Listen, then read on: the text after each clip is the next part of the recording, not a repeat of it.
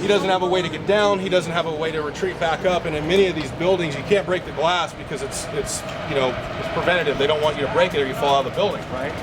So we have to do what's called a lower. So what you're going to see here today is the gentleman up there in the red helmet is the officer on the rescue company today, Seth Anderson. He's kind of leading the operation. The man that's kind of coming down here on the rope system is one of our firefighters, kind of responsible for getting the guy off the building. So what they're doing is a lower. They've set up, they've broken up into 3 different teams. They got a couple guys up there that are functioning as an anchor team. They're setting up anchors so that we can attach our rope system to, and they won't fall off. You know, they're solid. They're not going to go anywhere. I have a systems team up there, so the guys are responsible for operating the ropes, making them go up and down, right? And then we have the rescue team member, which is coming over the side. So what he's basically doing is he's came down, he's made contact with the victim, he's put a chest harness on him, and he's put a waist harness on him. So now we own that guy. He's on our system. He's taken him, and he's suspended from a line. The mannequin's actually suspended there in a line. And so what you're seeing our rescue guy do right now is he's taking the weight off of that guy's line, and he's going to put it onto our system in a controlled fashion, okay? So that's what he's doing right now. He's putting a secondary harness on him. That's a waist harness. And so we ensure that we have him captured in 2 places, in a chest harness and in a waist harness. And that's what he's working to do right now. He's getting that secondary harness on him, and he's getting ready to take that weight off of that blue line. That far blue line is the one the guy is simulated being stuck on right there, okay? And then the 2 lines to the left, the blue one and the orange one, are the lines that our guy's on that we control, okay? So this evolution right here would work something just like this. We would have a couple conventional engine companies kind of start the operation. They'd get there. They would see that it's something a little bit more than they can handle, so they would put in a special call for us, and we operate in all districts, in all areas of the county. So we operate in any city that we serve, and we operate as a special resource. We're also a state resource. We can be called for special need for anything in LA or anywhere else in the state. So the engine companies would get there, they would make an assessment, they would see it was a little bit more involved than what they can handle. They would call us, we would get there, we'd work with them to make access to the patient, maybe establish some communication with them, tell them to hang on, don't jump, help's on the way. We'd deploy some rope systems, we'd have our guy come down and he'd start the operation, what you're seeing right now. This thing should take no more than 15 minutes to get done from the time we get on scene.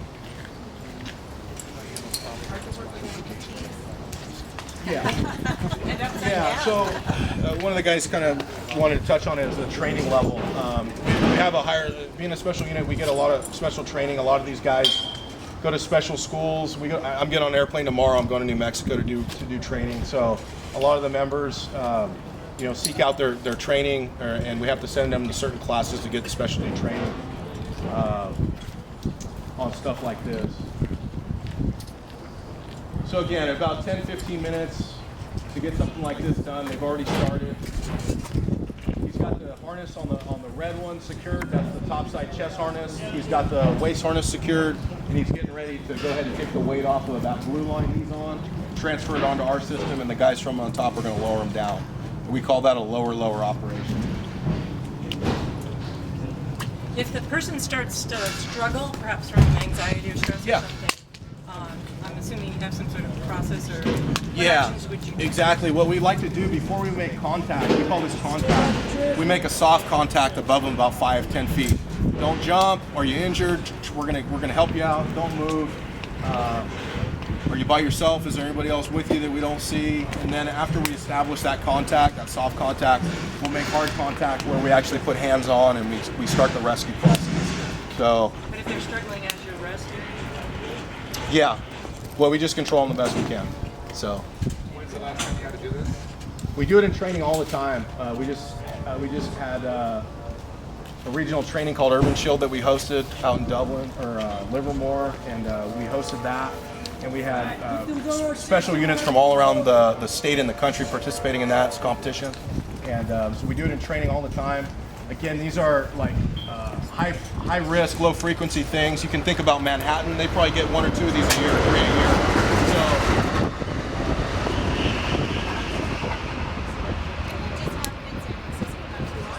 Yeah, well, we just responded to Emeryville for one about 6 months ago. It ended up the units on scene handled themselves, but.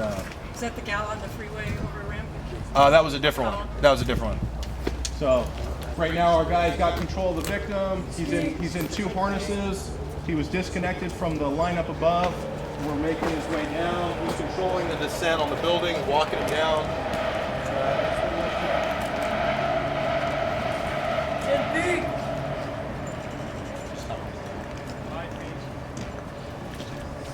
Any other questions about what you just saw there? No, so there's guys up on top that are those 3 teams, the system teams, and they're lowering down the rope system. So in the fire department, we use 2 ropes, a main line and a safety line, and those guys on top do it in a controlled area that's not there. So, but again, this isn't specific to just a big city. This can happen anywhere. You look at your large apartment buildings that are too high for our ladders to get. All cities have them. Union City has them. I mean, everybody has these large apartment complexes that are out of reach of our ladders, and they have to put people up there to clean those windows and maintain those buildings. So it's not just big cities. It can happen anywhere.